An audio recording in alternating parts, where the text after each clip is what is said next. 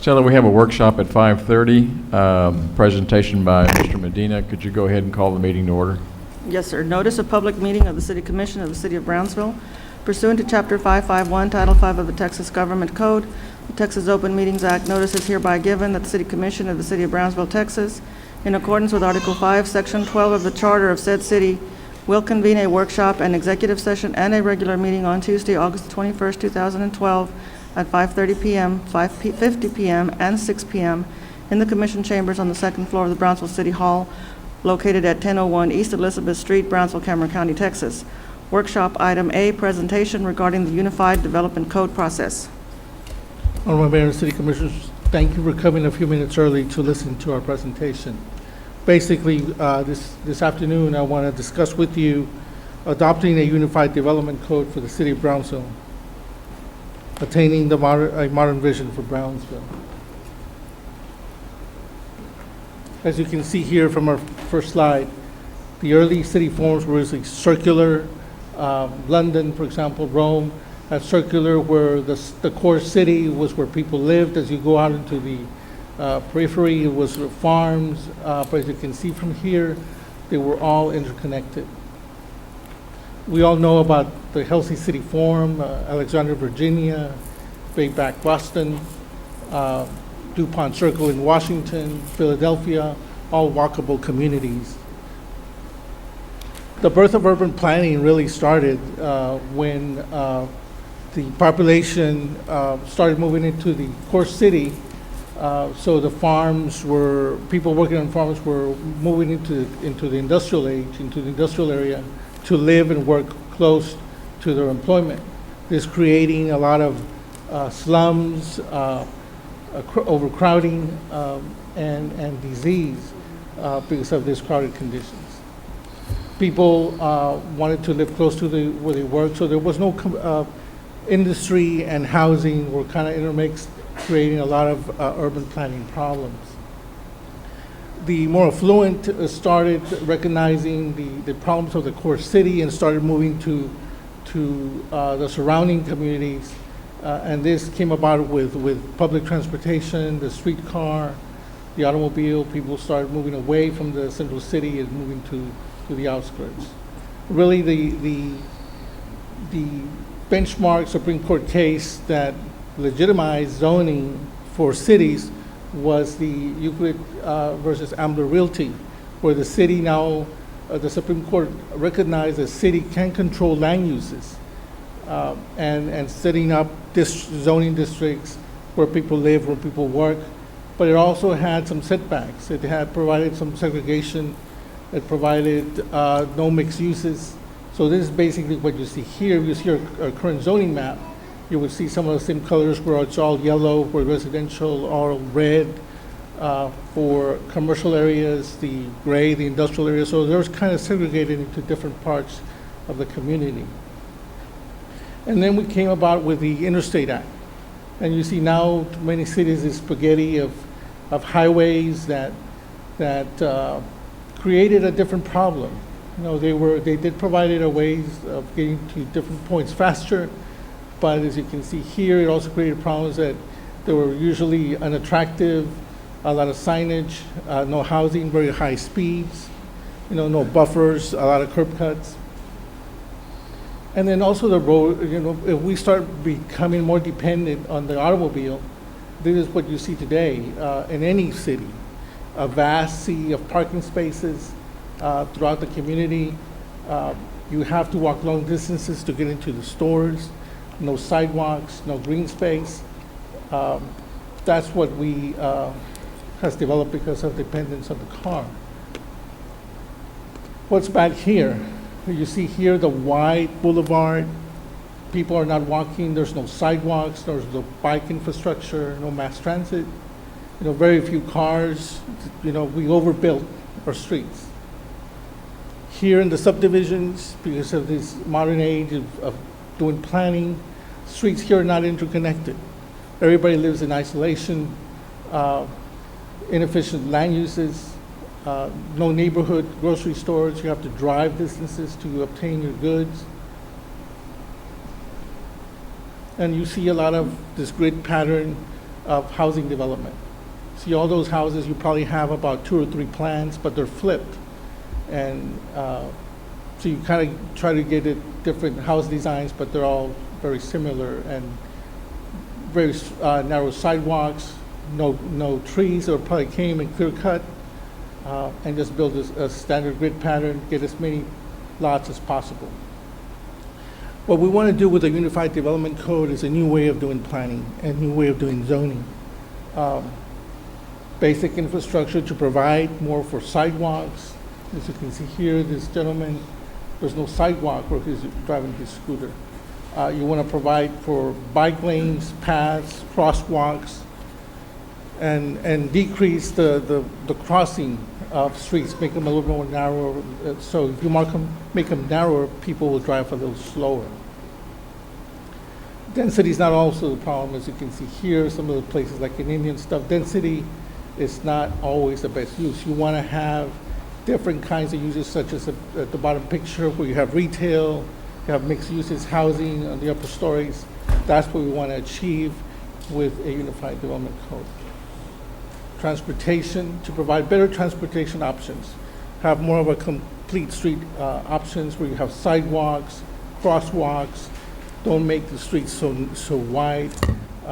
Consider parking maximums, not minimums. Really designate where parking should be and how it should be situated. Do you want this where people can enjoy themselves? Site design where you have more of bigger caliber trees, more park space, or do you just want to fit everybody in a small parcel?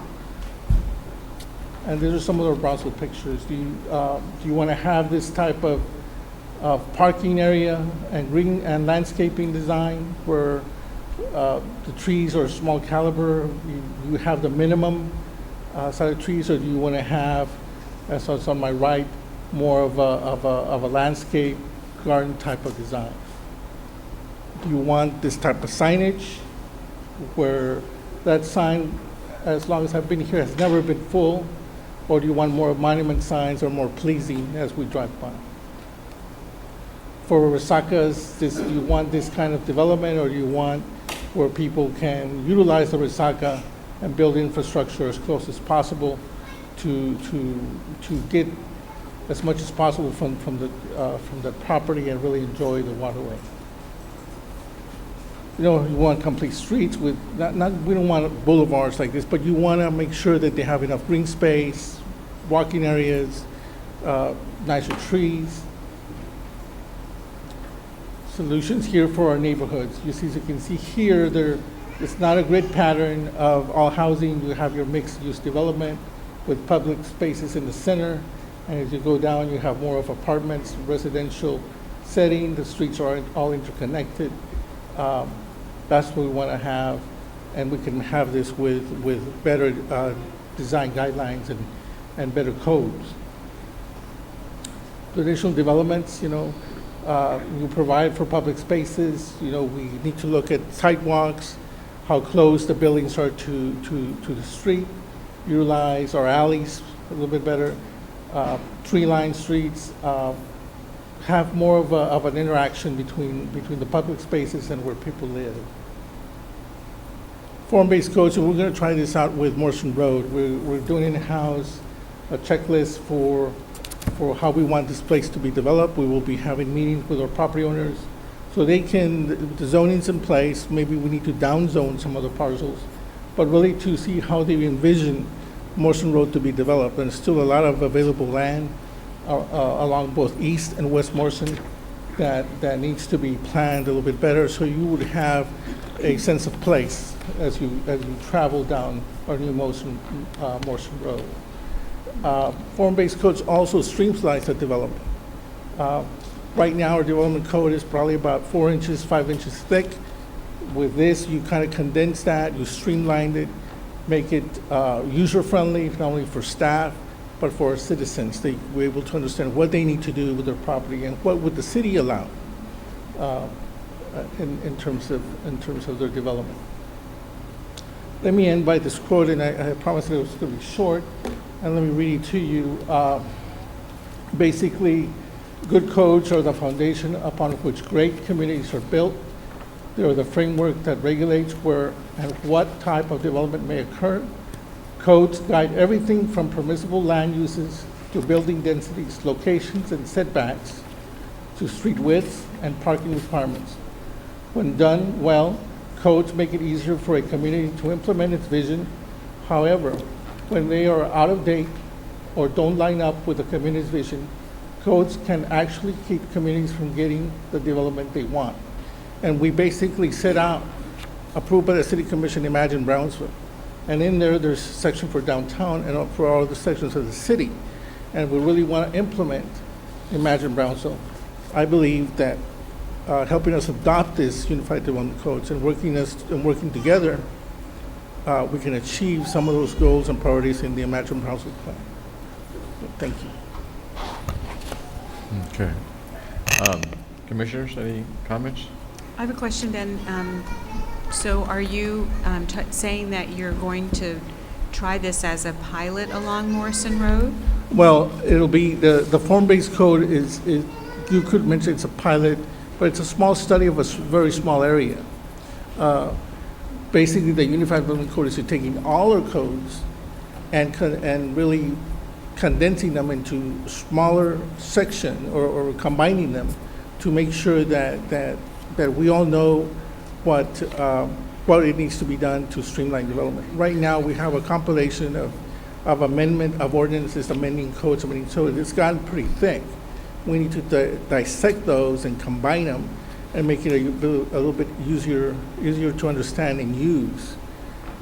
If I was to leave one day, or Noe, we've been here the longest, and we know where to find those changes. But if we leave, then somebody new, Ramiro, or somebody coming in, will be hard for them to really find out where those changes are or understand what was really the commission's vision of implementing that specific change. So with the new coding, it will be much more streamlined, as you said, but also easier for the community to understand. Right, and basically easier because you have a lot of sketches, a lot of pictures of what we envision that we want. And it's just easier for all the staff to understand and for the community just to look it up and read it. What kind of timeline are you looking at? Basically, Mayor, I have asked for, in my budget, proposed budget next year, for some monies, but it usually takes about 18 to 20 months to complete this. So it's basically a 2-year process, because we have to go through the whole meeting cycle, meeting with landowners, citizens, of what we intend to implement.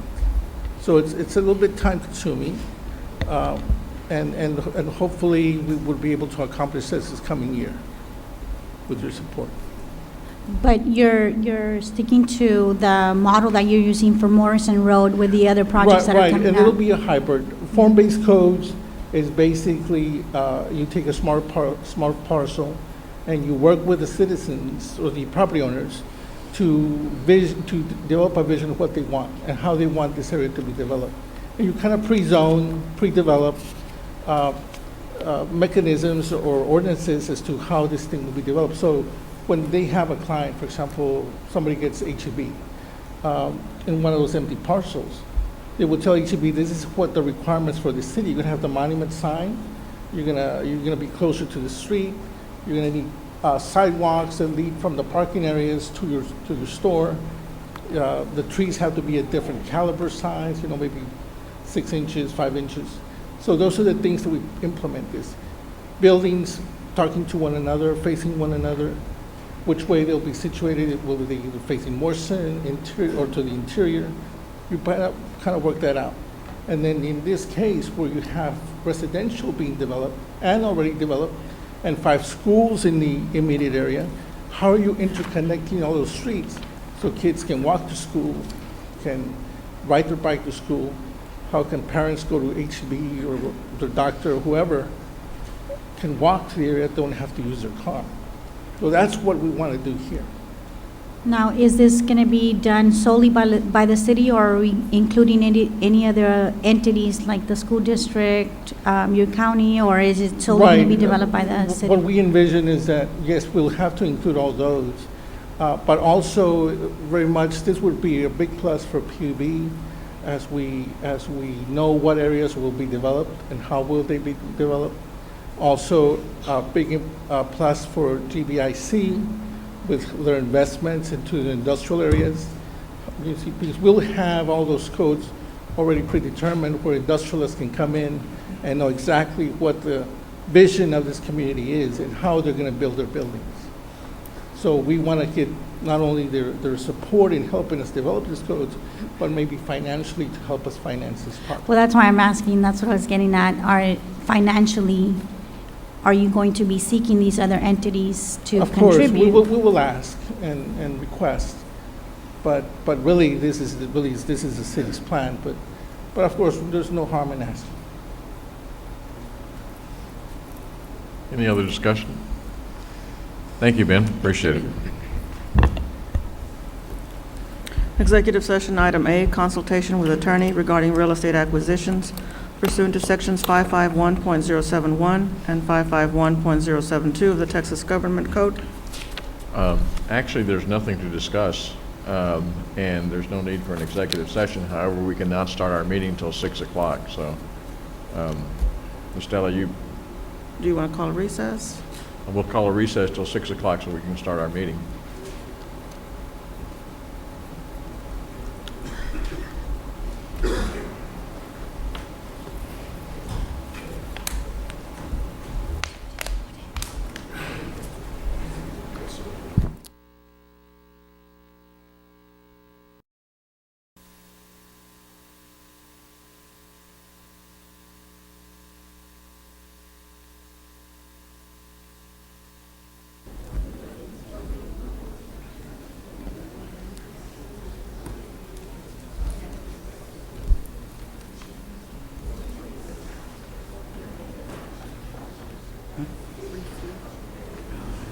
Bill Moore, right? Okay, gotcha, Brad. Thank you.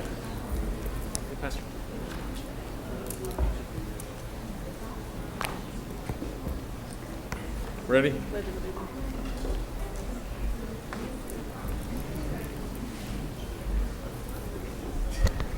We're ready to start. We're going to do the Pledge of Allegiance.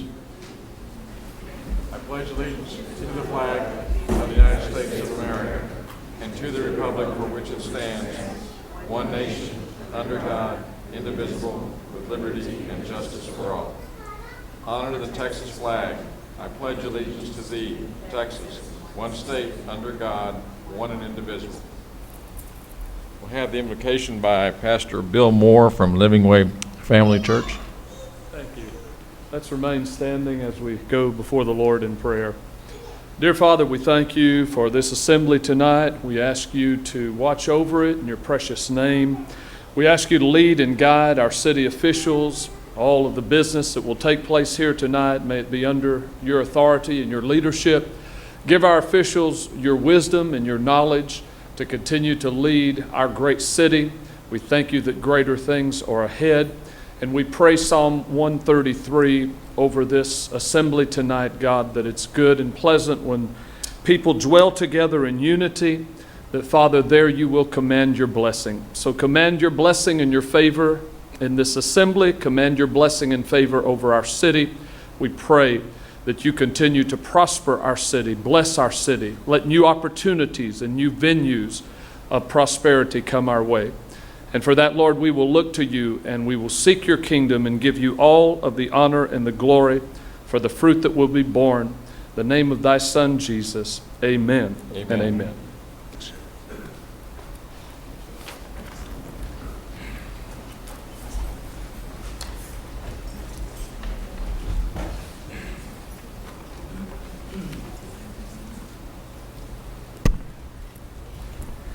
Stella, since we had no executive session, there's no action item under A. Mayor's report. My mayor's report. Just a couple of things that I'd like to bring to everybody's attention. The film crew that was down here on a night in Old Mexico had a wonderful stay in Brownsville. They had their wrap-up party last night, and I guess they're moving on to finish out their film. But I wanted to publicly thank them for being in Brownsville, and certainly want to welcome other film crews to come down here and enjoy our hospitality. The other thing that I think that we've been working hard at is that I think the last time we passed a resolution, or 2 weeks ago, I was missing last week, with regards to TSC UTB. The regions for UTB will be meeting tomorrow. We're hoping that we have done our preliminary presentation to the transition team just orally. We hope that we understand that there will be a motion or some action with regards to going forward, but hopefully that they will take our plan into consideration, and within the next 2 or 3 weeks, we hope that we can do something publicly to show you the final product of this great work that some of these folks have been doing that were down here for the charrette. And the last thing I'd like to address is that the smoking ban ordinance, which was you all know that we have a smoking ban ordinance right now. There was an additional ordinance that was proposed, and there was a first reading, and I guess after that first reading there was some public outcry with regards to it. Before the second reading, we tabled the second reading, and we were proposing a workshop.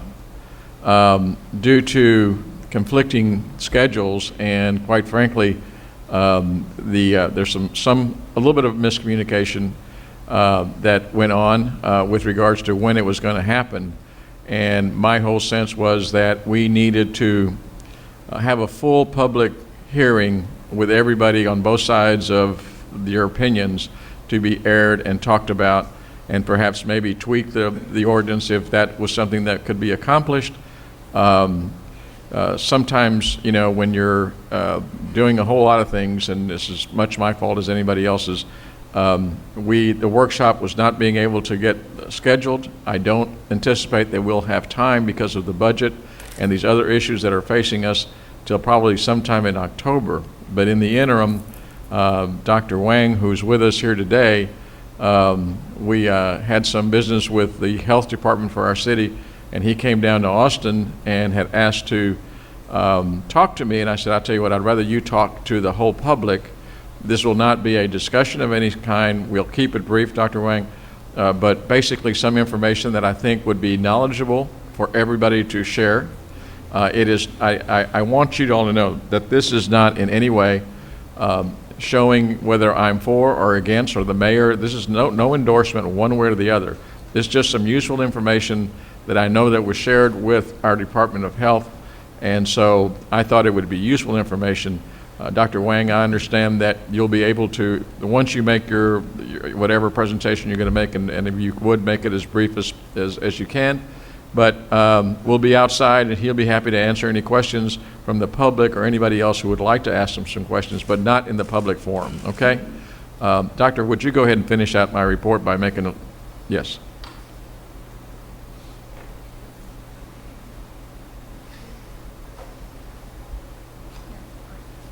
Thank you for being here. I know you're busy. I know you're from Austin, and so these are the things that they're going to share with me, but I'm going to share it with everybody that's here. And of course, this is televised, so I invite everybody after this presentation to visit with whoever from the health department, and any more information that they're available. And Doctor, I won't take any more time. Go ahead. Yes, Honorable Mayor and Commissioners, I appreciate the opportunity to speak with you tonight. What I wanted to do first is, before getting into this, just talk a little bit about from the standpoint as public health issue. You know, smoking and tobacco use are the biggest killers in our community and in the state, and down here in Public Health Region 11 and in Cameron County and in Brownsville. The 3 of the 4 leading causes of death are heart disease, cancer, and stroke. and that's the same, again, through all of these communities and statewide and here also. But in particular, then, talking about secondhand smoke, is also recognized as a major health hazard by all of the health authorities that are recognized across the world. U.S. Surgeon General, National Cancer Institute, U.S. EPA, World Health Organization, just to mention a few. And it is a public health issue. Secondhand smoke is known to contain over 7,000 chemicals, including 69 known carcinogens. It's classified as a Group A carcinogen, which is the same as asbestos and benzene. The health effects in adults include lung cancer and coronary heart disease. In children, the health effects include lower respiratory tract infections, middle ear infections, asthma, and even sudden infant death syndrome. Now, one of the things that I frequently get asked, well, it takes this chronic exposure, but even short-term exposure to secondhand smoke can result in upper airway changes in healthy persons, lead to more frequent asthma attacks in asthmatic children, and just 30 minutes of exposure to secondhand smoke increases the clumping of the platelets and blood clots, slows the rate of blood flow through the coronary arteries, affects the ability of the coronary arteries to dilate and supply additional blood to the heart, and injures blood vessels and interferes with their repair. And in fact, it's estimated about a 25 to 30% increase of coronary heart disease resulting from exposure to secondhand smoke. And there's several studies, these are a few that are listed, where they've seen the effect on acute hospitalizations for acute heart attacks going down as a result of a community implementing the type of smoke-free indoor air ordinance that you're talking about. And so these first one was in Helena, Montana, which was a very enclosed community where when they passed that ordinance, again, all of the hospitalizations go to one particular hospital, and they could see the results of that community smoke-free ordinance. And then it's been replicated in other communities, Pueblo, Colorado, New York State, and even the country of Ireland. So one of the definitive reports on the effects of secondhand smoke is the 2006 Surgeon General's report. And one of the things, in terms of there's always questions, there's still debate about the health effects of secondhand smoke. When this report was released, the Surgeon General made it clear. He said, the debate is over. Secondhand smoke is a known public health concern, and the scientific evidence, these are the conclusions of the Surgeon General report, that the scientific evidence indicates there is no safe level of exposure to secondhand smoke, that millions of Americans, children and adults, are still exposed to secondhand smoke in homes and in workplaces, that eliminating smoking in indoor spaces fully protects non-smokers from secondhand smoke, and that things such as separating smokers from non-smokers or just clearing the air and ventilation systems do not protect. So again, I want to reiterate that the scientific evidence in the Surgeon General's report shows that conventional air cleaning systems and things and those ventilation systems do not protect people from the health effects from secondhand smoke. These ordinances and the type of ordinance that you're considering that are very comprehensive are not even that far out anymore. I mean, there are at least 23 states now that have the 100% smoke-free ordinances that includes restaurants, bars, standalone bars, all of these things. And these are some of them that are listed up there. And these include the major tourism centers across the country, some of them Washington, D.C., Los Angeles, San Francisco, San Diego, New York City, Boston, just to name a few. Austin's also in one of them. And in Texas also, this is not, again, new. There's now 30 communities that have 100% smoke-free ordinances. So these, again, including the restaurants, bars, standalone bars, music venues, and it's not that far out there. It's not that new of a thing. There's also some legal issues that come up, and smoking is not a protected right according to the legal review of the U.S. Constitution and every state constitution by the Massachusetts Supreme Court. It was determined that no constitutional protections exist for smokers. Smoke-free policies are not discriminatory. Addiction to nicotine is not considered a disability. Smokers are not provided legal protection under the Americans with Disabilities Act, the Federal Fair Housing Act, or any other pieces of federal or state legislation. Now, one of the things that, and I've actually testified at several city council hearings across the state as the communities have considered these ordinances.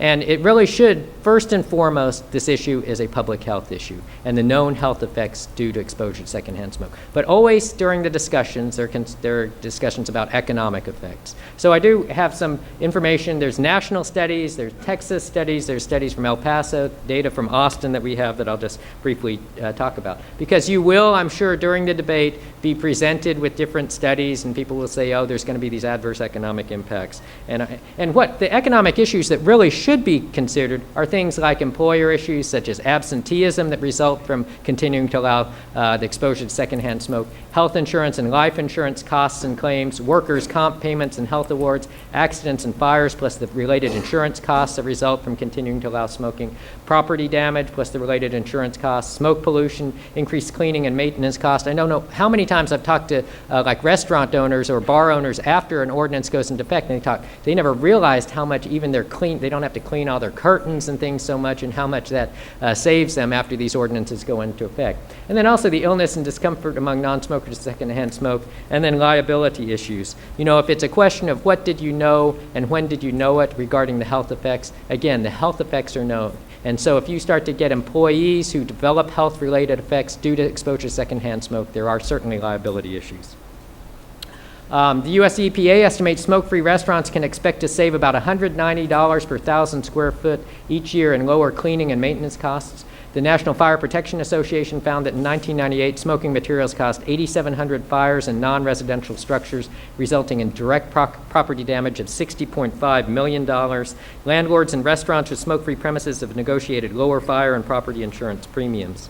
Other aspects of economics that should be considered, workers' compensation, employee-filed claims, increased employer premiums, disability discrimination, failing to provide a reasonable accommodation, for instance, if you had a worker with asthma, failure to provide a safe workplace. Again, as I mentioned, secondhand smoke cases have been filed against the hospitality industry and won or settled favorably. So now one of the things, it's actually the tobacco industry is the one that's really most concerned about the economic impact of these things. And they're concerned about losing revenue. And this is a quote from Philip Morris, marketing and sales director at one of their 1994 meetings. He said, "Economic arguments often used by the tobacco industry to scare off smoking ban activity were no longer working, if indeed they ever did. These arguments simply had no credibility with the public, which isn't surprising when you consider our dire predictions in the past rarely came true." So again, as you start to see some of these studies, and I'm sure you will be presented with different economic studies, I'd encourage you to use some criteria to evaluate the validity of them. And some of these, that make sure that they're based on actual objective data, like sales tax data. I've seen several studies where they do a survey of the restaurant owners and say, how much do you think you're going to lose if this ban goes into place, and things like that. Make sure it includes data for a sufficient time period before and after the ordinance. Make sure it accounts for underlying economic trends to adjust for those. If the economy is going down to begin with other overall, then you need to adjust for that and make sure that that's what's causing any effects. Make sure they use appropriate statistical methods, make sure they're in peer-reviewed literature, and look at the source of funding. Again, those that are funded by the tobacco industry or other sort of surrogates for them are frequently very biased. What we did in Texas, and I have been an author, co-author on these many Texas studies. We looked at quarterly data obtained from the Texas Comptroller's Office, actual taxable restaurant, bar, and mixed beverage sales data, and total retail sales to try to adjust for any underlying economic trends. We did a linear regression model to assess the economic impact of clean indoor air ordinances. This is just El Paso, Texas was the first community in Texas to include in their smoking ban a ban on bars. And so we looked at the effect. You can see the red line is restaurant sales. The blue dots are the bar sales, and the green are just mixed beverage sales. Looked at data, the trends that were going on, and then that dotted line over on the right side is when the smoking ban went into place. And you can see after the smoking ban went into effect, there was no change in the trajectory of the restaurant sales, no change in the bar sales, and no change in the mixed beverage revenues. We adjusted that by using it a fraction over the total sales for all of those, again, to adjust for any underlying economic trends. And again, the same pattern followed even after the passage of the ordinance. And you can always see in the fourth quarter of every year, like restaurant sales is a smaller fraction of total retail sales, and that's because of Christmas. And so, again, you see that same pattern. But again, the ordinance did not have any adverse effect on sales. We also looked in Austin at total bar sales after Austin passed their indoor air ordinance and strengthened it to include all the bars and music venues. And again, after the ordinance, there was no change in the total bar sales. Then if you also just look at total mixed beverage sales, again, after the ordinance, no change. range. And then this is breaking down the mixed beverage sales by that in the total, and then that in bars, and then that in restaurants. And again, no change in any of those settings. And so in summary, there was actually a 2003 study that looked at a comprehensive review of all the available studies on the economic impact of the smoke-free workplace laws. They looked at over 97 studies, including 34 with smoke-free bars, and the conclusions with all the best designed studies report no impact or even a positive impact of smoke-free restaurant and bar laws on sales or employment. And that, again, the poor quality literature are the ones that, are supported by the tobacco industry. As I mentioned, sometimes they just survey bar owners and ask them what they think they're going to lose, or based on anecdotal information. They have bizarre time periods. I saw one study that was presented during the Dallas hearings where they were saying they cherry-picked 1 month of data, which was a different seasonal sort of data, and then chose another month after the ordinance. And again, they're seasonal patterns, so you need to take it and look at those seasonal patterns, and you can, and that's part of the criteria for evaluating if the studies are really useful. And then they're non-peer-reviewed, these ones that are supported by the tobacco industry. Now, one thing, and all these studies and these lack of economic impact make total sense. It's totally plausible because in Texas and in Brownsville here, there are over 4 times as many adult non-smokers as smokers. In Texas, it's less than 20% of adults that are smokers. So that means 80% of adults are non-smokers. In Brownsville, or at least in Public Health Region 11, my understanding is even less than that, probably in 13 or even less than that percentage of smokers. So you've got 87% that are non-smokers, so over 4 times the number that are non-smokers. And you also think back to our prior experiences with airline bans, movie theaters. People predicted that it's not only non-smokers that ride airplanes, it's not only non-smokers that go to movie theaters. And then we also have some adult survey data from the state that I'll show. This is some data that's it's a randomized random digit dialing survey of adult Texans for the state. In 2009, we asked if there were a total ban on smoking in restaurants, would you eat out more often, less often, or no difference?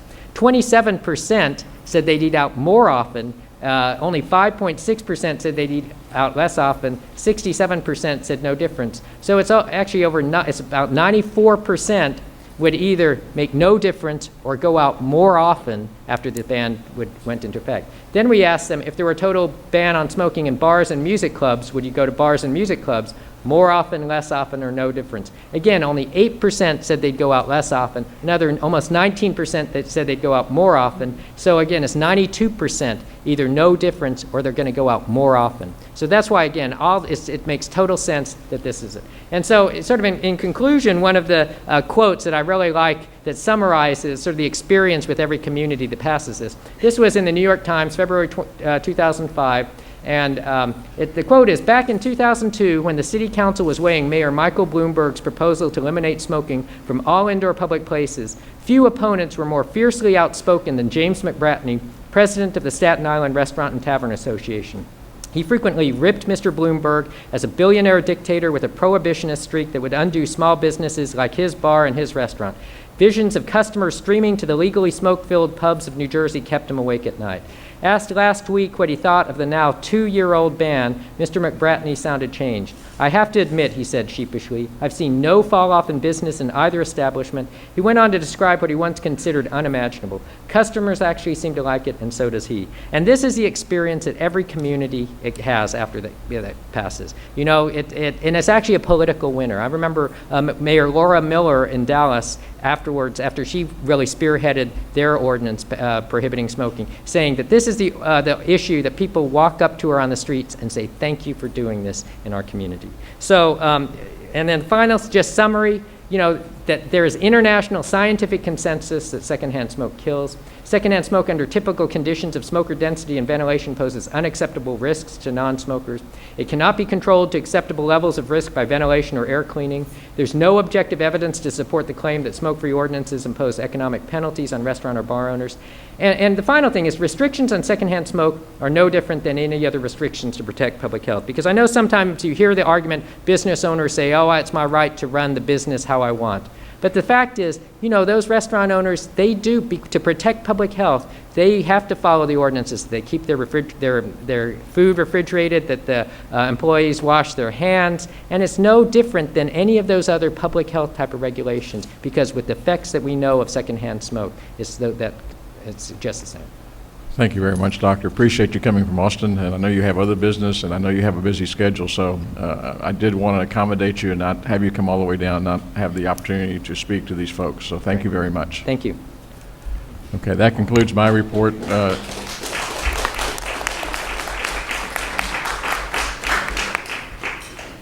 Commissioners, any reports? No. On Saturday at 10 o'clock in the morning, we're going to be having a party at Portway Acres Park. The city manager, Charlie Kabler, just purchased 2 gigantic water slides with his youth fund for the children of Brownsville. And so we will be having a lot of arts and crafts, things like that. We'll be having our mobile recreation unit, and we will be having our city manager's water slides. So please do feel free to bring your kids out Saturday morning. Commissioner Vasquez and myself will be there, so we look forward to seeing you there. Thank you. Charlie, make sure they go down the slide first, okay? I go down there when it's time to flatten it. Go ahead. I think you're next. Presentation Employee of the Month. Thank you, Commissioners. Mayor, members of the Commission, honor to present the Employee of the Month for August, Robert Chavita. He is here with his wife and children. He works at the airport. He's been working for the city of Brownsville since 1997. Began as equipment operator 2. Recent retirement of one of our maintenance supervisor, facility maintenance supervisor, allowed Robert to be given the opportunity to supervise our maintenance people at the airport. Of course, there's a uniqueness to working at the airport and supervising maintenance people at the airport, working with federal government and allowing them to enter runways and things like that. Precautions is always, and safety is always on his mind. We had recent rains in the last few months where our airport was downpoured, and we had some electrical lightning strikes there, and it affected our runway. And what we liked about Robert is when he's called, he's always responding. He's always out there, and spent a lot of hours out there with us at nighttime and things like that, and assured that we provided everything possible to get the runways and all the safety lights ready to go and allow for airplanes to land. So as Employee of the Month, he is given the plaque for his work and his accomplishment, Employee of the Month for August. The city pen.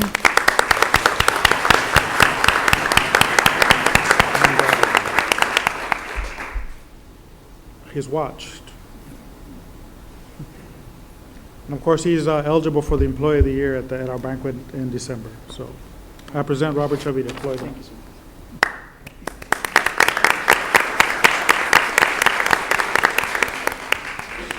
I'd like to thank Mayor, Commissioners. Thank you very much. Really Well, appreciate it. Good luck, Robert, and thank you for all your good work. Appreciate it. Yes, sir. Thank you. Thank you. Mayor, I had a quick comment.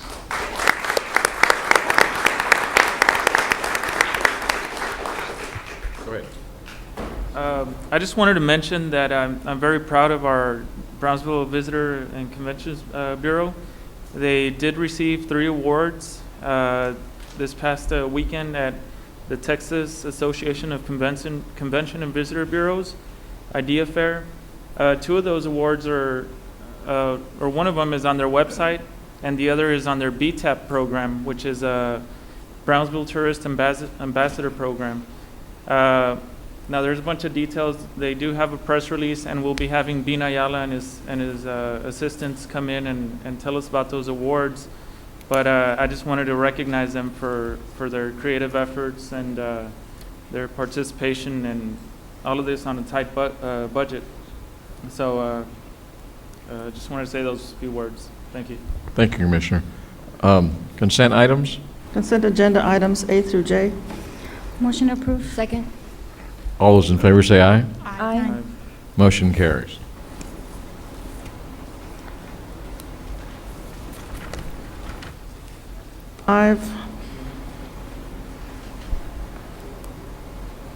Consideration and action to appoint or reappoint 2 members to the Amigos del Valle Board.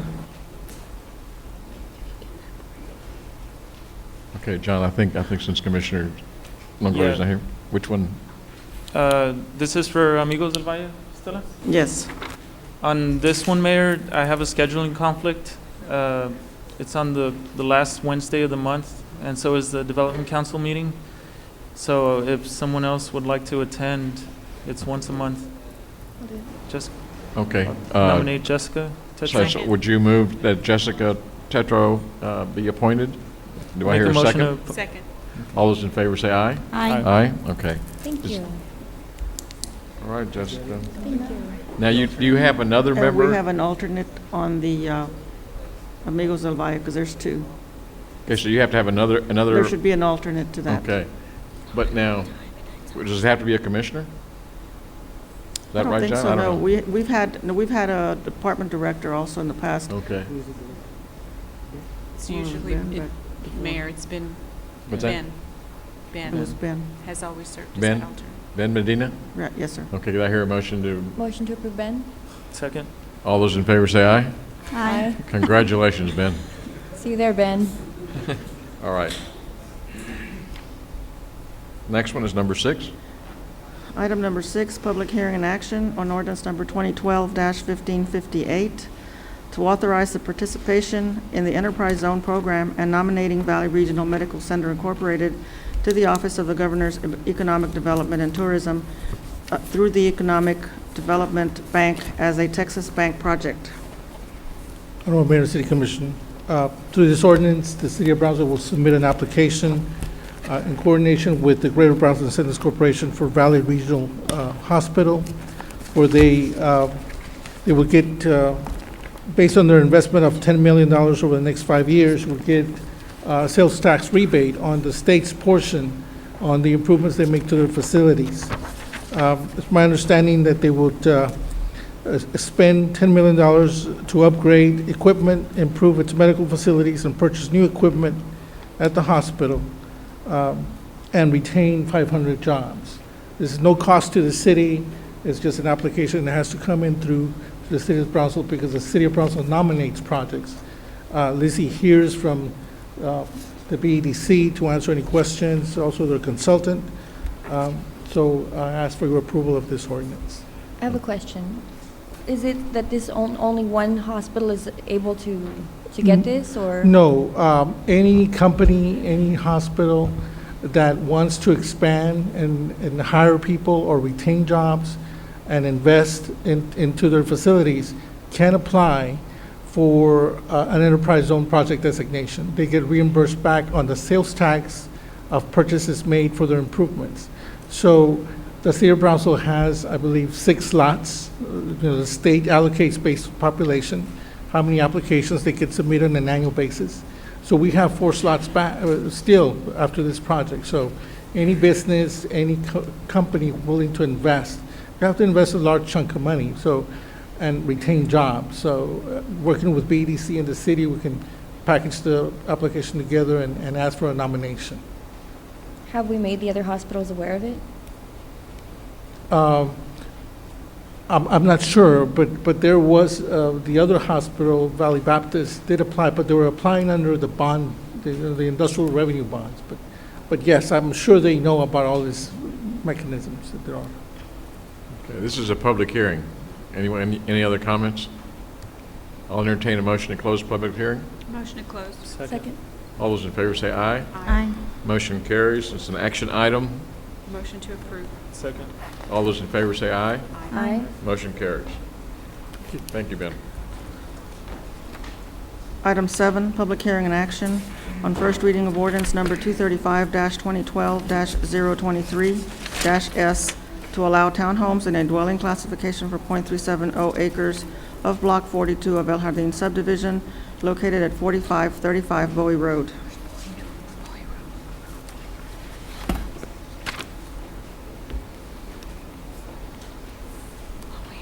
Honorable Mayor and City Commission, this is the property shaded in red. It's for 6 apartments on Bowie, close to the intersection of Bowie Road and, let's see here. It's on Bowie and, Central. Central Avenue. The City Commission, the Planning and Zoning Commission voted unanimously to approve this application to you. If you drive down Bowie, you come into Cabler Park. Okay, this is a public hearing. Any comments?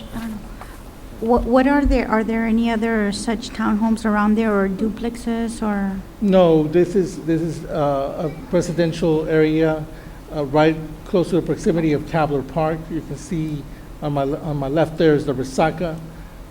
There is a zoning case that came about maybe 2 months ago for a beauty salon immediately to the north of that.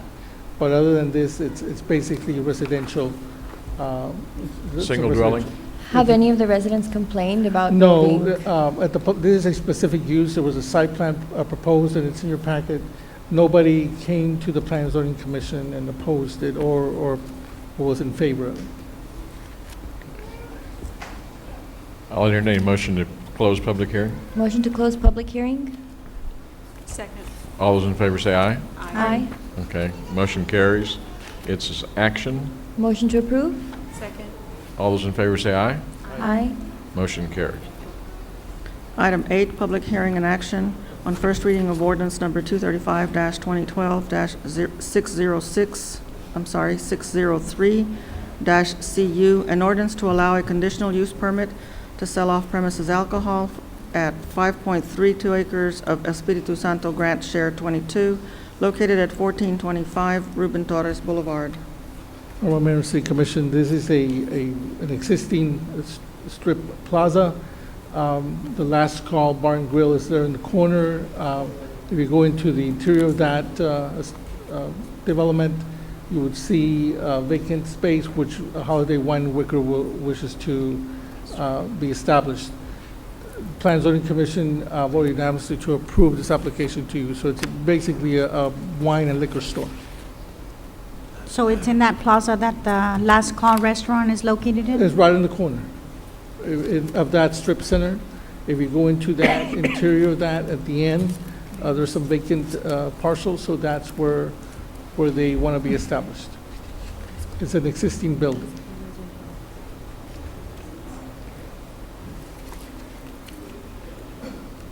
It's a public hearing. Ben, and what's the issue there? Is there a residential area within so many feet? That's correct. In the rear, you have a residential area, but the store is facing Alton Glory, and it's behind the strip center, so there's no view or access to the site from the back. It faces 802, no? They're facing Alton Glory. 802? I'm sorry, 802. I'm sorry, 802. There's a daycare right next to it. Is that an issue? I don't think It's that's in the right. same. This is a retail establishment. It's not to consume it in place. It's a store. It's a wine and liquor store. Oh, that's true. I wouldn't Okay. put my kids in that daycare. Any other comments? Entertain a motion to close public hearing. Motion to close? Second. All those in favor say aye. Aye. Motion carries. Action item. Motion to approve? Second. All those in favor say aye. Aye. Motion carries. There are no public comments. Wow. Okay. Go to action item number 10. Item number 10, consideration and action on resolution number 2012-050, approving a memorandum of understanding among the cities of Brownsville, San Antonio, Edinburgh, Laredo, San Marcos, and Corpus Christi to form the Texas South International Alliance and authorizing the execution thereof. Okay. Do I hear a motion? Make a motion to approve. Second, I'm sorry. Okay. All those in favor say aye. Aye. Aye. Motion carries. Item 11, consideration and action to acknowledge the filing of the proposed fiscal year 2013 budget with the City Secretary's office on Friday, August the 17th, 2012, or 30 days before it is officially adopted by the City Commission. Honorable Mayor, members of the City Commission, in front of you is a 3-ring binder of the budget that was filed at the City Secretary's office. This is the 2013 budget for 2013 that was filed at the City Secretary's office last Friday. It's going to sit at the City Secretary's office for 30 days for public inspection. That's required by the law. We anticipate of having a public meeting regarding the tax rates on the 28th of August, September the 4th, and then for the adoption of the budget, which will be on September the 17th. For those of you that were present last week, we gave you a brief summary of the 2013 budget. When we presented the budget to you last week, we were showing a higher deficits. Right after the meeting last Tuesday, I did meet with PUB, and so as a result, the transfer that we had recorded earlier was about $1 million less.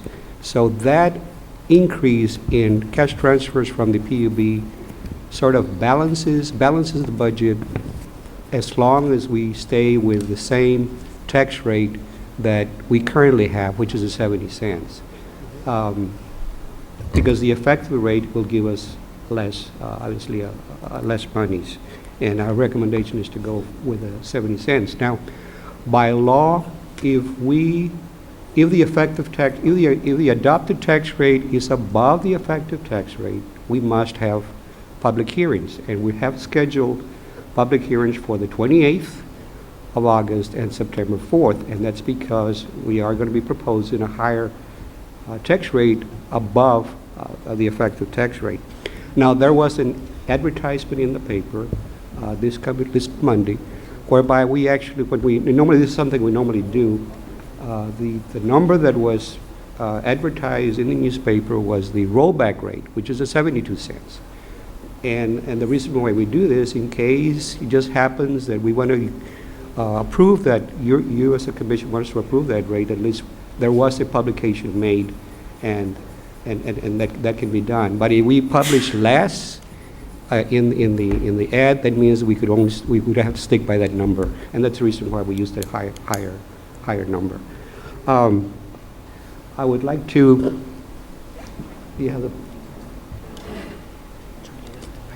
The budget book that you have includes a memo. It's a 7-page memo that summarizes the entire budget, not only the general fund, but also all the funds that are included in the budget.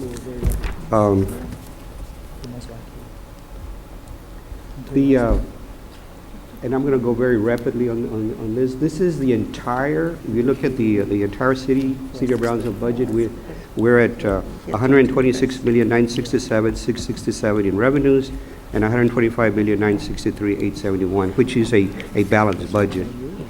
And I'm going to be flipping pages. If you want to look at your three-ring binder, page 11 and page 12 of your binder, those two pages summarize the entire budget on page 11 and 12.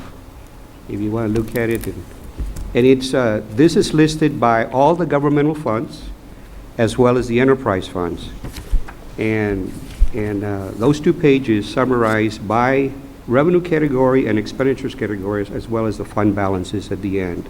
And then on page 13 of the book, it shows the revenues for all the funds, the operating funds, and then also on page 14 it shows all the expenditures for all funds.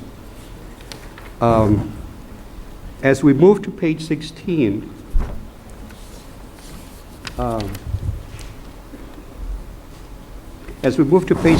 we'll see, you can see here that the effective tax rate was 68.9621. We are proposing the 70.0613, which is the same rate that we had this current year. And if you compare the rate from this year with the proposed rate, obviously the tax rate, it remains the same, or it's a zero. However, if you look at the difference between the effective rate and the rollback and the proposed rate, it's an increase of 1.59%. And this is something that we, by law, need to disclose to you. And at the bottom right-hand of this particular schedule shows the distribution between the tax rates that goes, part of it goes to the general fund and part of it goes to a debt service fund. I'm going to be doing some skips here.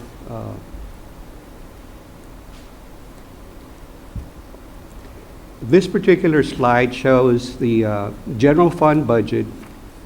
If you look at the third line from the bottom, it shows the excess funds if the City Commission adopts the same tax rate that we currently have, which is 170613. There is an excess funds of 302,168. Again, this is based on all estimates, very close estimates. We have to, one of the things that we need to keep in mind is right now we've had a good, or the Veterans Bridge has had a strong year. We're hoping that that year continues, and if it does, then we'll be okay. But that's some areas that we need to look very closely. The other area there is the transfer from the Brownsville PUB. The more usage, the more utility usage that the city uses, obviously that gets reduced from our total overall transfer. So we're doing all our best to maintain, to keep our utilities as low as possible so that we can get a higher transfer at the end of the year. Now, along with this, you have fund balances that are, some of it are restricted, so the only funds that we can say unassigned based on the 2013 is $8,772,064. Yes, we have a fund balance of $14,203,566, but only but the only ones that are unassigned are $8,772,064. So you take that number against the expenditures, you're looking at a 9.6% in reserves. And as we all know, our reserve policy is about 15%. If the city adopts the effective rate, that means that we will be lowering, and which we are not recommending, lowering the rate, which will be a 1.57%.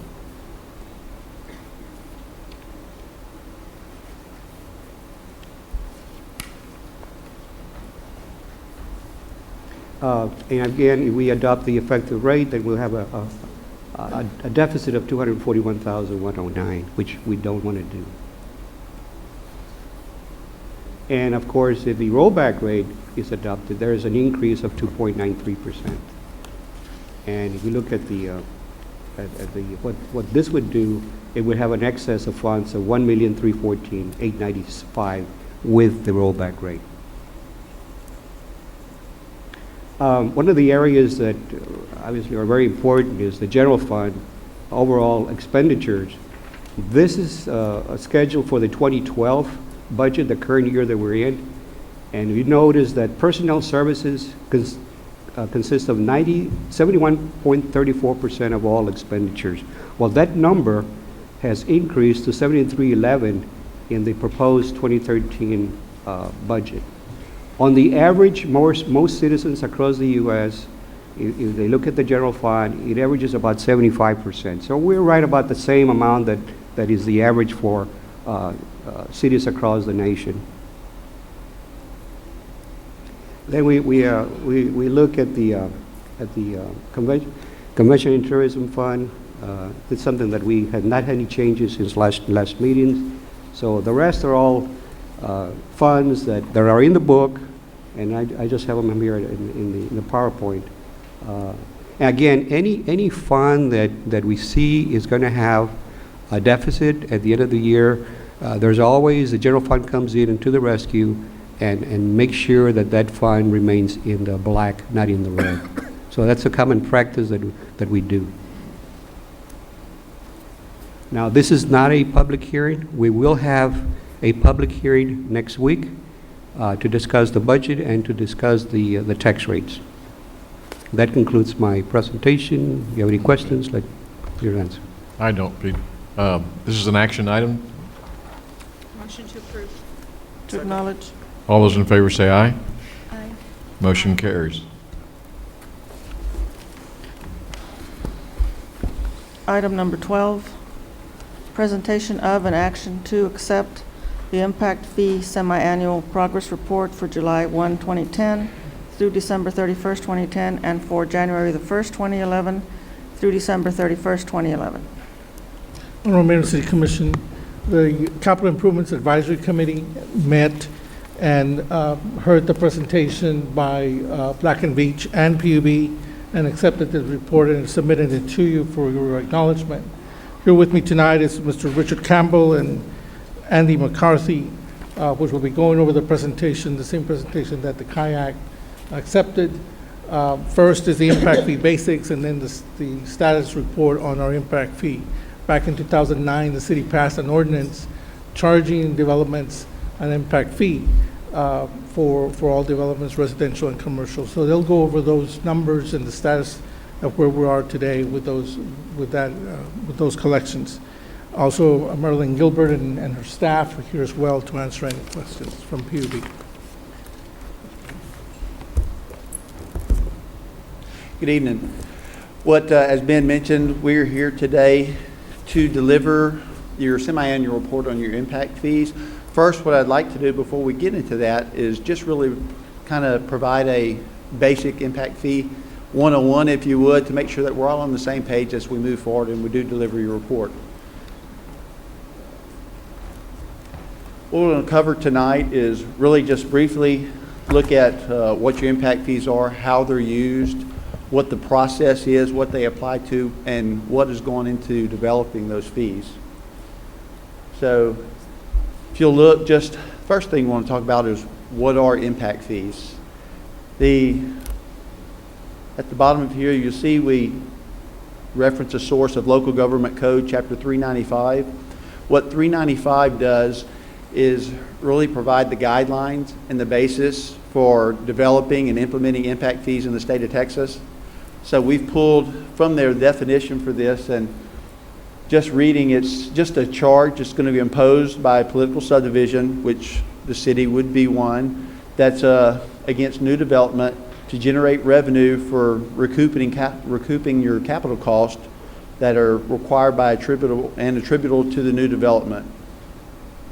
Basically, making growth pay for itself is what you're trying to do when you implement impact fees.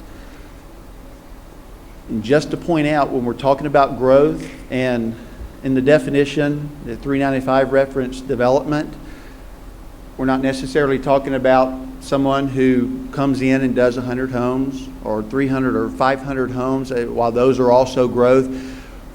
When you talk about growth or development and the way the impact fees are applied, it's looking at anything that occurs that impacts the capacity of your system. Anything that goes into place that's going to require capacity that wasn't addressed in your system already or already planned for. That's considered growth and new growth on your system. How are impact fees used? Impact fees are one-time payments that are basically used to place infrastructure for your new development. They only can be used for capital expenditures. They're not an operating item or operating expense item or anything, only for capital. They're, as we mentioned, to pay for new gross share of capital facilities. They'll fund the system expansion for growth, and in doing that, the goal is to reduce the future debt needs and rate impacts on your customers.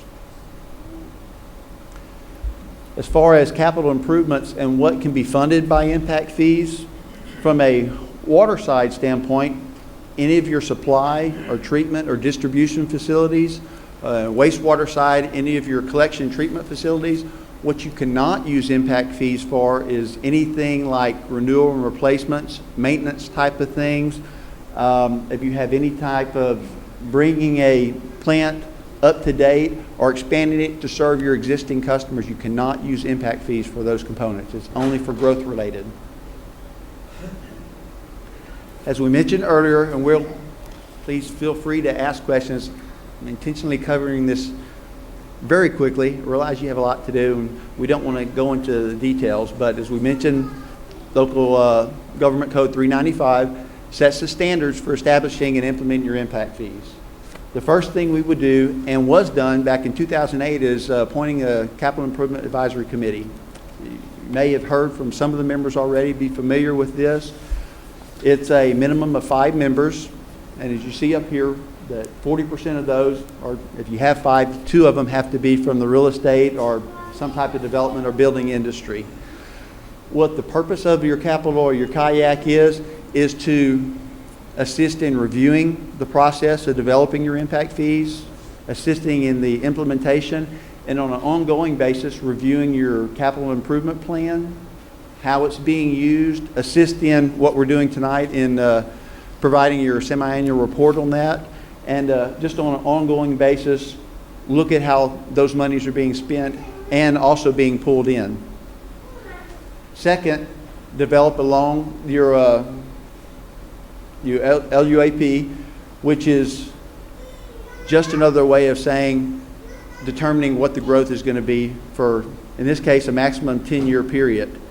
So when you develop your long use plan, you're going to look at not just are we increasing, say, 2% or 3% or 5% growth. You're going to look at how is that increasing. Is it going to be residential customers? Is it going to be commercial? Is there any semi-industrial customers coming in? You'll look at that. You'll also look at what is that going to require capacity-wise, so meter-wise, what kind of meters are going to use based upon the customers they are, and try to figure out what kind of capacity needs those are going to place on your system.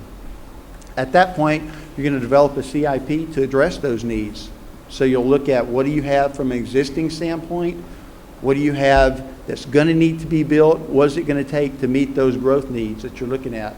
And then after you've reached that point, we're going to develop a maximum allowable impact fee. We're not developing the fee that you have to put in place. We're going to tell you based on everything that's been done, based upon your capital plan and those needs there, this is the most that you can put your fee at. And then the ball's in your court to determine what that number should be. And you see the City Commission sets the actual fee, but can't exceed the maximum allowable.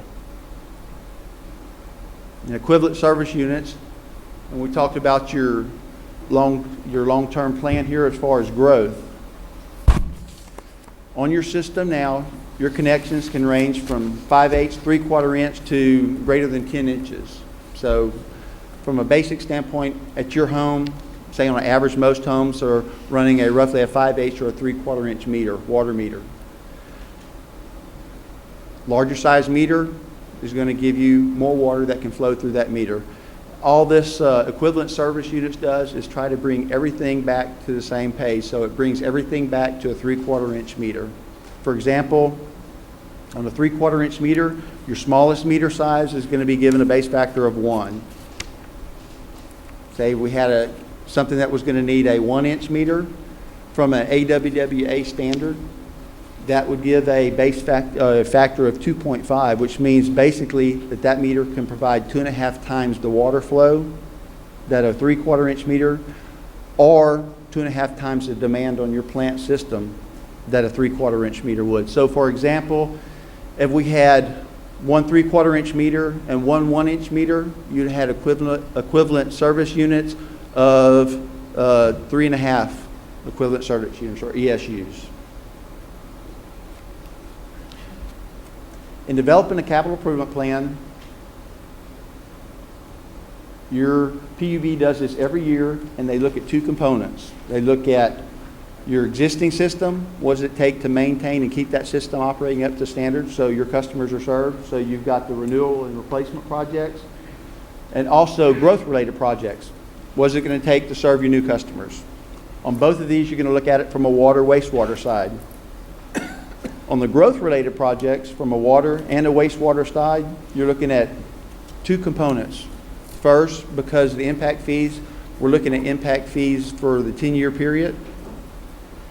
What can be recovered, what growth is going to take place during that 10-year period, and what growth is taking place outside that 10-year period. And the reason you look at both of those is you may have some things that you put into place that, okay, we've captured that, it's going to be completely used for the first 10 years.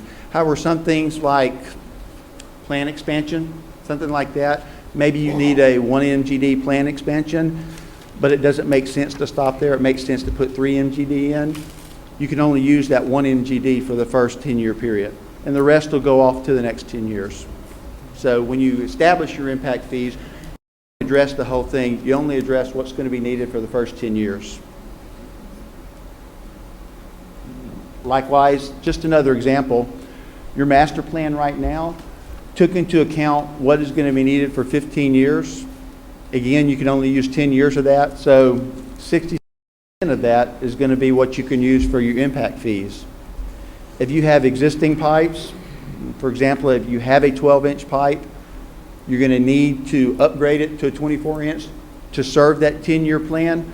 You can only include the cost to get to 24 inches, not what you already have in there. So these are some of the components in developing the CIP and what you can use for impact fees. And I realize I'm blowing through this pretty quickly on things that could be very detailed. Please stop if you have questions. Not want to, I understand that too.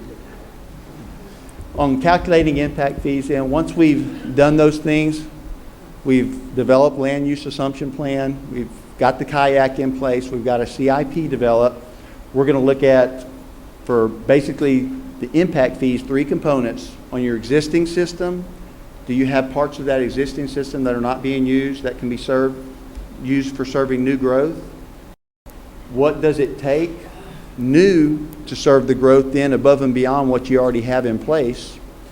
And then you can also include, if you have to issue debt or anything like that, you can also use the financing cost and roll those into the impact fees. On the flip side, you have to back out if your developers contribute portions of it to the system, and that's been accounted for in your CIP, those come off of what you would use to calculate impact fees. We mentioned first, are there components of your existing system that you can use? If there's still debt on some of that component, you have to back off the debt out of that because you can't ask anybody to pay for it twice. So if there's debt on it, you're already paying for it. So you can't pay for it again with impact fees.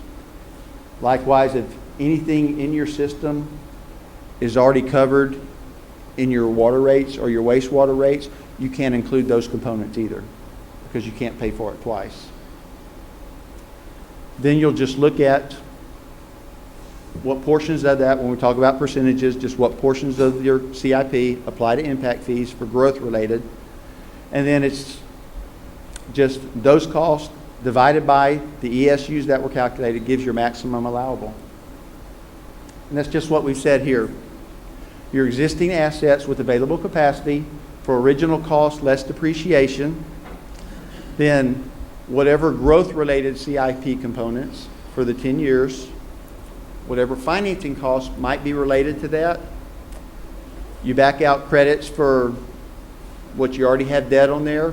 We mentioned before, you also back out anything that might be developer contributions that's in your CIP. You back out anything that might be already included in your rates that we're looking at.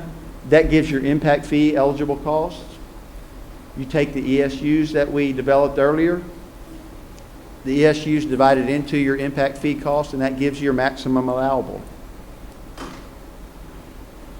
When we went through this, what was calculated for your maximum allowable is, on the combined system, water and wastewater, 3,486. As we mentioned, that's a maximum. All we're saying is, based upon everything that went into developing that, the most that you could charge for your water and wastewater system is that 3,486. What you adopted for the system is $2,600 total, or $1,036 and $1,564 for wastewater. And that's a quick, brief run-through of what's involved with this. Be happy to into detail or answer any questions to clear anything up. But the next step is really letting Andy McCartney come up and talk about the semi-annual report and what drives that. We talked about Chapter 395. The reason you're having a report on this and a semi-annual report on impact fees is something that the kayak follows through with annually, and it's something that's driven by Chapter 395. So that's why you're getting this tonight. Thank you very much. I do have a question. Yes, sir. In other cities where this has been adopted, the impact fees, Yes, sir. are there any hybrid systems or where there's a compromise between like say an old part of town, where there's an empty lot and say someone wants to build a home, because the service already exists there, there's infrastructure. It depends on, a couple of answers on that, just to clear up. When you develop an impact fee, you can go two ways. You can do a system-wide, which was done here. We looked at the system as a whole. Reason being because geographically, the way you run your system, it's flat. There's not a lot of different needs here and there. Saws in San Antonio, a lot of geographical differences. There's a lot of different pumping needs. So they've got what's called a zonal. They have a different fee here because there's different costs associated with moving flows from here to where they need them versus over here. You don't necessarily have that issue. So you would normally look at that as a whole. That doesn't mean that it has to be done that way. If there are reasons that you look at the system and that home that you're talking about has some different characteristics, if there's different engineering needs, maybe there's a plant located close to this area, you could potentially look at a zone for this specific area, a zone for this area, just because there's different infrastructure needs to do that.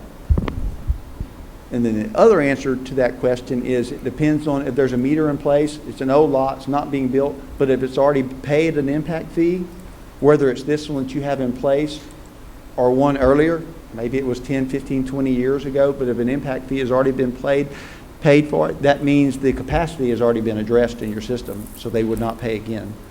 So it's a tough answer whether or not they pay that impact fee.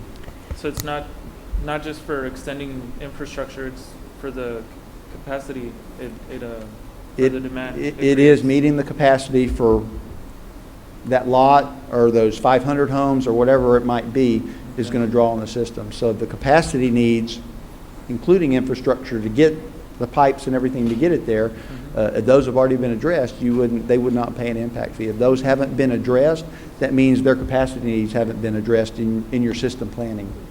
So at that point, they would pay one. So in order to change it to the zoning The zonal? model, Yes, ma'am. it would have to go through the kayak? We would have to go through the process again and develop an amended impact fee.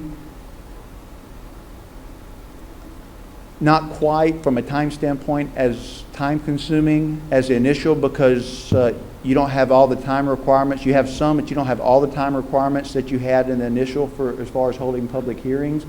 But you would have to go through and look at from an engineering standpoint, break apart the system components from an engineering standpoint to determine what's going to make it a zonal. Because that's one of the issues that have come back to us, and I know it's not just me, several of us, our constituents are coming back to us and asking us, I don't understand why I'm getting charged the impact fee, and I don't understand why I'm getting charged an exorbitant amount. And so I think we do need to look into that and get it addressed correctly, whatever we have to do to make sure that we address that matter, because it's not just me that I've been approached on that. No, and- I totally agree with the commissioners. I think we'd probably get together with Mr. Brujak and figure out a little, perhaps maybe a little workshop of some type, so kind of see where we're at and see any incentives. There's many ways to do this. Yes. I've studied this problem. I think it's a problem that needs to be addressed, and I hope to do it pretty soon. We seem to have a host of issues that need to be addressed, but we will get done. We will get it done. And so thank you very much. And I thank you for the, 101. You're not alone in this problem. I can assure you that. So. Yeah, okay, so appreciate it. Ben, do you have the proposed? Yes, Mr. McCarthy will be coming up and talking about the status of where we are with our collections today and our impact. Yeah, because all we're doing is we're looking at a motion to accept the report. quarterly report, Acknowledge the report. right? So do you have the quarterly report?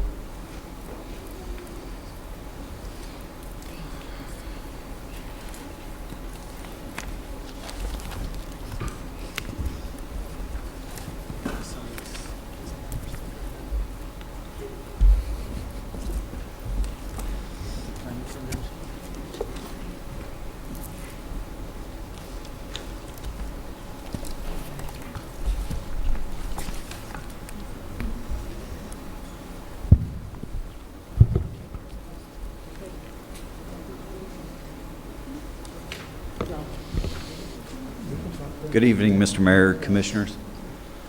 My name is Andy McCartney, and pursuant to Texas Local Government Code, Chapter 395, this presentation is a required update of the PUB's impact fee program. The kayak met on June 26th to review this information, and then the same information was presented to the Brownsville PUB Board on July 9th as well.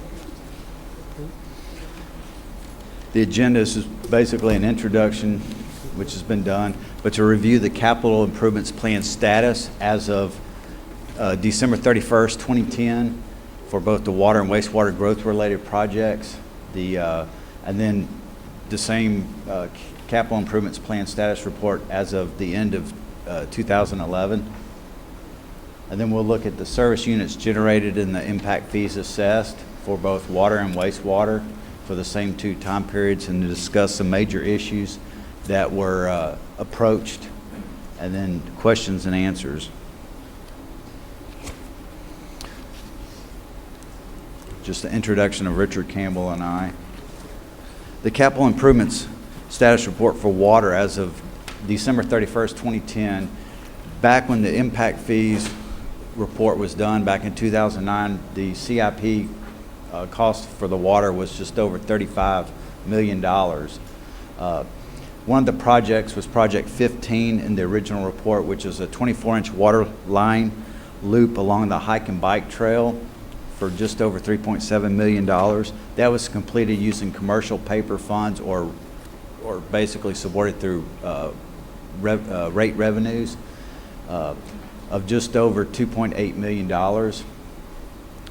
Project 16 had the engineering design completed during this reporting period for $75,000, and that was a 24-inch water line loop adjacent to Sunrise Mall. The total cost estimate for that was $1.184 million. The remaining cost to complete this project is just over $1.1 million, which is basically the construction cost. Project 22 is the Villanueva water service transfer from Military Highway Water Supply Corp. To Brownsville PUB. It was in the original report for just over $1.9 million. The water main extension portion of this project was completed for just under $625,000, and the remaining cost to complete is $1,286,740. So basically showing from the last reporting period, which was June 30th, 2010, there has been a decrease, and that decrease was $75,000, which was the engineering design that was completed on Project 16. Impact fees for water. No changes were recommended to be made to the land use assumptions. Typically that's done every 5 years as part of the large study. As Richard Campbell mentioned, the maximum allowable water impact fee that was calculated was $1,389 on April 24, 2009. It was actual fee adopted was $1,036, which computes to a 74.58% collection rate based on the maximum allowable. For the wastewater, our 2009 report had a total wastewater CIP that was growth related of $72,188,000.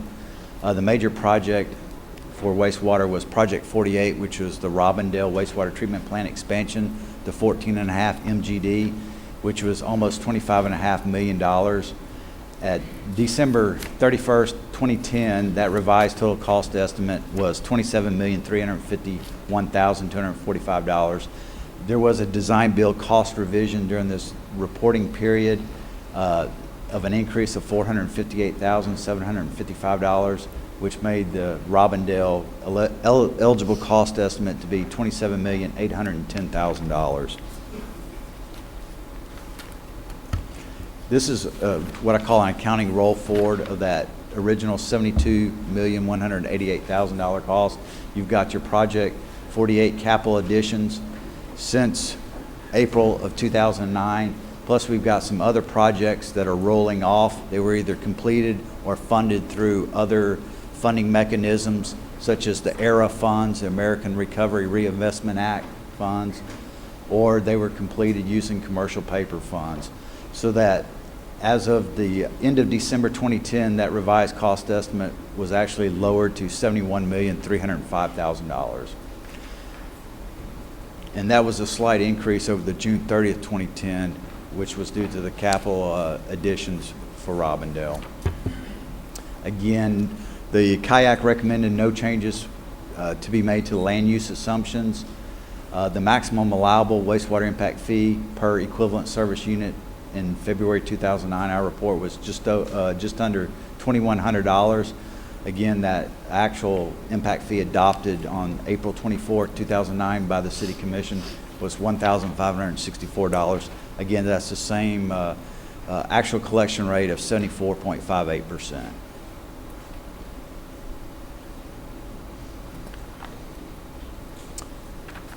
Back to the water side, and this is for the annual update report for 2011. Start with a $35,295,000. Again, we've got project 15, 16, and 22 on there, and there was no change during the year for those for the water capital improvements. On the wastewater side, there was a change.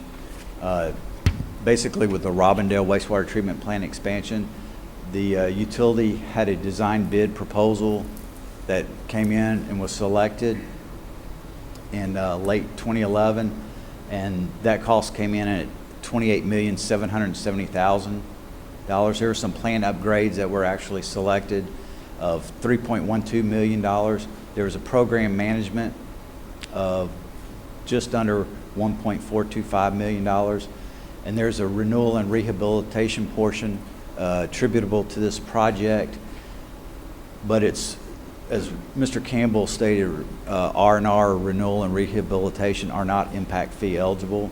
So the revised impact fee eligible amount was just under $31 million for Robindale. And the roll forward shows the cumulative capital additions to Project 48, or the Robindale wastewater treatment plant expansion. And there we see other projects rolling off.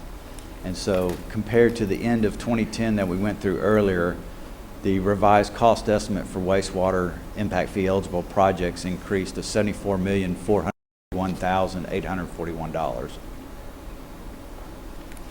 Next, the service units generated on the water side. From the inception of this current impact fee, a total of 311 meters have been issued, and that was an increase of 101 meters from the June 30th, 2010 reporting period.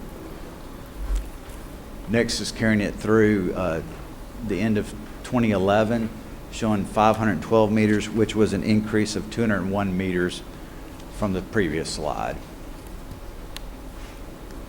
Wastewater, we had 305 meters issued from the inception through the end of 2010, which was an increase of 97 meters from the midway point of 2010. And then for 2011, we had a total of 480 meters that had been issued since this current impact fee went into effect on April 24, 2009. And that was an increase of 178 meters over the course of 2011. Next is the impact fees that have been assessed, and we show from the inception just under $620,000 on the water side have been collected, and that was an increase of $352,000 approximately since June 30th of 2010. Taking that through the year 2011, we show that $923,267 have been assessed, and that was an increase of $305,000 over the course of 2011. And that was for water. Next is wastewater. So looking at that, since inception to the end of 2010, we had just under $803,000 that had been assessed.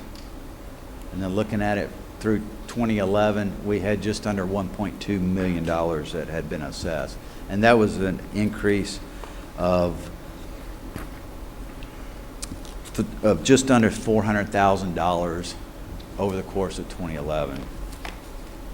So looking at it from the impact fee fund basis, We had a beginning balance at the end of June 30th, 2010 of $568,076. And so you've got impact fees that were actually collected, and you've got some impact fees expended. You've got interest earned in that fund to yield a balance of $983,439 at the end of the calendar year 2010.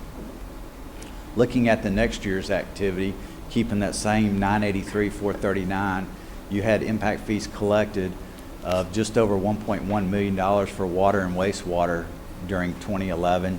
You had some refunds. You had impact fees that were actually expended on projects. Again, some interest earned despite the low interest rates. So as of the end of 2011, the PUB had just over $2 million in their impact fee fund, and that's going back to April 24th, 2009. And for the year, the fund increased just over $1 million for 2011. So. The other major issue that the kayak has been keeping apprised of was back when the current impact fee went into effect, some developers and builders requested grandfather status on their originally assessed pre-April 24th, 2009 lots. The plat applications either lapsed or the development had become inactive, and so they were requesting the previous water wastewater fee per ESU of $280 still apply instead of the current impact fee of $2,600.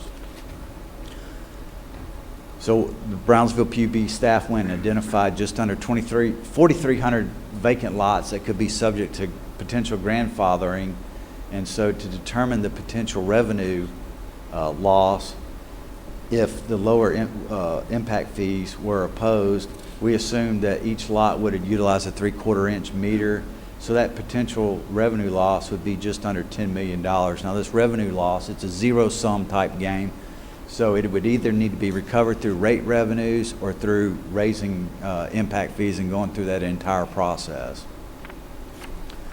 This is a map showing, the red dots show where the approximately 4,300 vacant lots were located within the PUB service area. So that gives you an idea of how widespread it was. So basically a letter was written on behalf of the PUB by Senator Lucio to the Texas Attorney General's office seeking a legal opinion, and this was done toward the end of January 2010. The briefs were originally due, an extension was requested and then granted to March 26, 2010, and then the brief in support of the Brownsville PUB in the city of Brownsville was filed in response to the Attorney General opinion. Basically, it said no refunds would be due if the development plan lapses or impact fees are collected and spent on growth-related CIP projects.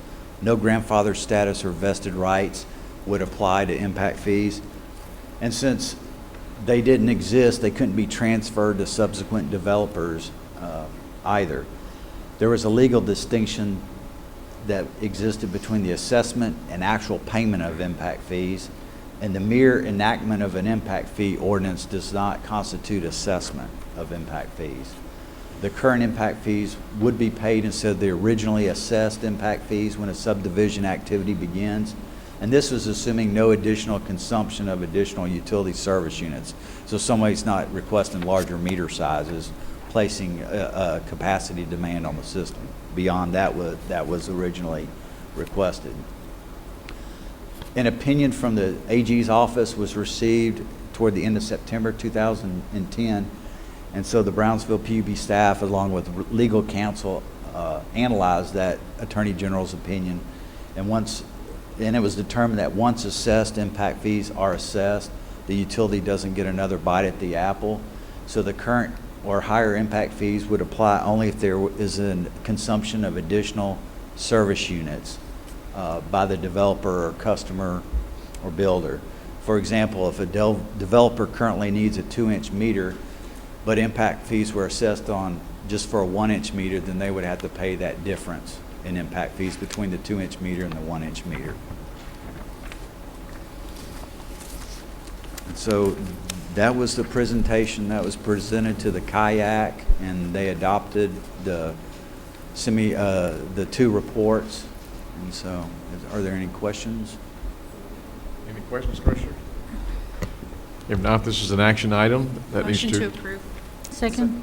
All those in favor say aye. Aye. Aye. Motion carries. Thank you very much. Thank you. Item 13, consideration and action to approve the renewal of a memorandum of understanding between the Los Fresnos Consolidated Independent School District Police Department and the Brownsville Police Department to establish an understanding and cooperation between the school district police and the Brownsville Police Department. Honorable Mayor and Commissioners, the Los Fresnos Consolidated Independent School District and the Brownsville Police Department would like to renew their adopted memorandum of understanding. This agreement was first established in 2006, and both entities respectfully request to continue on it, and it has served to establish understanding and cooperation between the school district and the Brownsville Police Department. We ask that you approve this. It's an action item. Motion To approve. Second. All those in favor say aye. Aye. Aye. Motion carries. Item 14, consideration and action to accept the 2013 Texas Tobacco Enforcement Program Grant Award in the amount of $13,575, awarded to the Brownsville Police Department for September 1, 2012 through August 31st, 2013. And this grant was issued by Texas State University at San Marcos in an amount of $13,575 to run from September 1st of this year, of 2012, to August 31, 2013. And as a grantee, the police department will support tobacco enforcement through retailer and judicial education, controlled buys, or sting operations and retail inspections, basically compliance checks with the different tobacco laws that are in place, and through education and awareness through youth also. And I respectfully request the acceptance of this grant. Motion to approve. Second. All those in favor say aye. Aye. Aye. Aye. Motion carries. Thank you. Item 15, consideration and action to award a contract for geotechnical and construction material testing services for the City of Brownsville parking garage.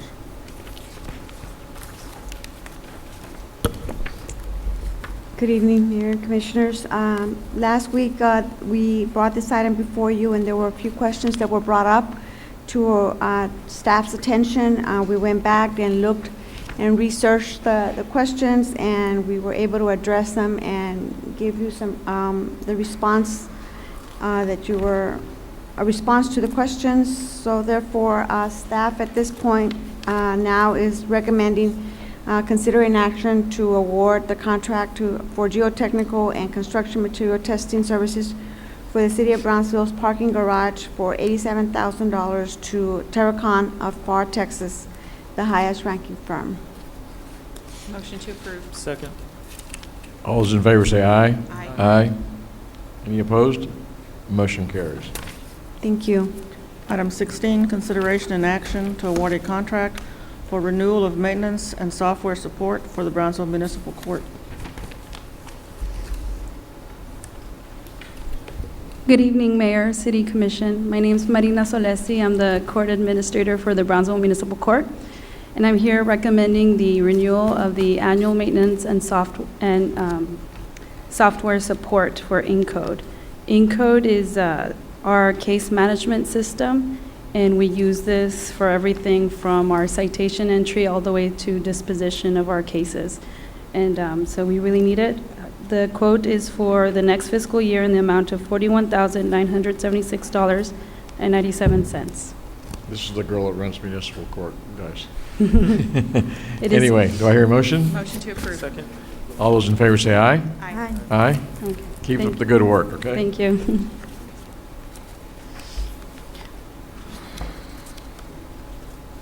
Item 17, consideration and action to award a contract for the purchase and delivery of AEP prime oils and SS-1 asphalt emulsions for the City of Brownsville. Good evening, Mayor, City Commissioners. Tonight we're requesting approval for a term contract for the purchase and delivery of asphalt emulsion. Types of emulsions or materials are AEP prime oil, SS1 slow drying tack oil, HFRS 2 fast drying tack oil. These are critical components to our ongoing street maintenance project. The low responsible bidder was Oregon Asphalt and Emulsions out of Corpus Christi, Texas. And funding is available from our general fund, 01-417-744. Do I hear a motion? Motion to approve. Second. All those in favor say aye. Aye. Motion carries. Thank Thank you, you. Santana. Motion to adjourn. Second. All those in favor say aye. Aye. Motion carries.